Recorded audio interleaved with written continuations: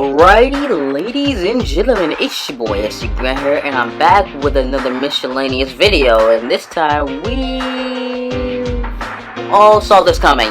Yep, I have got to watch the Battle Hour 2026 event, and along with many other fans, and all I can say is, holy moly, we Dragon Ball fans are gonna be eating good for the rest of 2026 and even 2027 as a whole.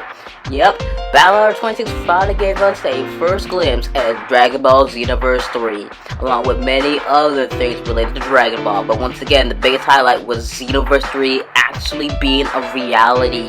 Because, wow, people have been begging for a third game for so long, man. It's become a meme at this point. But nope, it's official. Because if you can tell from the game, from the announcement, from the game itself, and what it was showcasing, yep, we are far away from the graphics that was used in the first two games. Yep, this is essentially a next generational Dragon Ball game.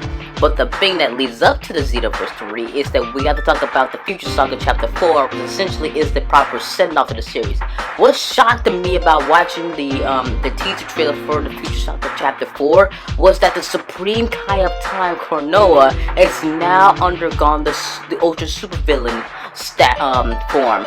Like, how?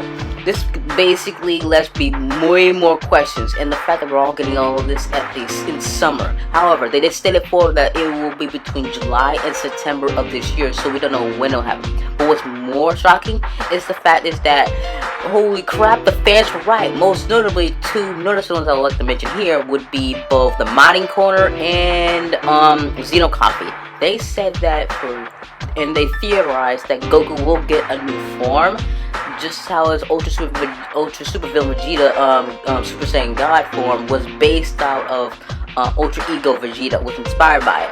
So we might get a new Goku. Goku might get a new form that's pretty much inspired by his true Ultra Instinct form used in the manga. So yeah, this is essentially them getting a crack at stuff that they could not be brought over from the manga, because that's Shueisha's territory. But when it comes to something, they saw it and realized they're gonna give their own spin on it. So yeah, instead of basically just Ultra Instinct Sign or Master Ultra Instinct, we're getting true Ultra Instinct. The one is the in-between, and the fact that this is basically what Goku's new form will be. Ultra Superhero will most likely be a nod to true Ultra Instinct from the Moral arc. Will most likely be a nod to it, but pretty much it's gives its own spin on it. So we mean we get new skills, but once again, this is the finale, the proper send-off to Xenoverse 2, and the final level cap for all CICs reaching 200, since that was obvious. Another thing was that finally, for Sparking Zero, they finally went ahead and brought back everybody. They went full ham and cheese and said, yep, everybody's here. They even threw some new surprises like GT Vegeta and GT Trunks being playable. Okay, where's GT Goten and all this? That's one question I'm asking. When he gonna be coming in here? Another thing was the fact is that, apart from all the originals that were from Tenkaichi 3 that were not in the game till now, we now know they're all back in the game.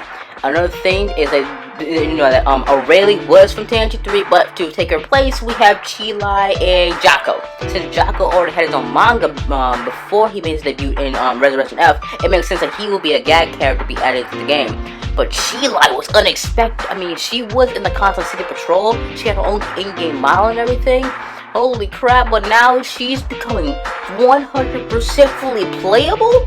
Chilai, playable? Really? How this is gonna work out? It's gonna be funny. It's gonna be some really funny moments with her, man. In fact, the thing about Fasha finally making a return is that Taro, one of Bardock's squad mates, is in the game. He was a myth back in the Tenkaichi 2 days that he was going to be in that game, but he turned to be an ult skin, pretty much a power swap ult skin for Turtles. But now he gets his own fully playable monocle, new dialogue, and everything. That's just crazy, bro. I can't wait for what's to come of Dragon Ball itself throughout 2026 and 2027, and that's all I got for this one. Anyway, see you all in the next one.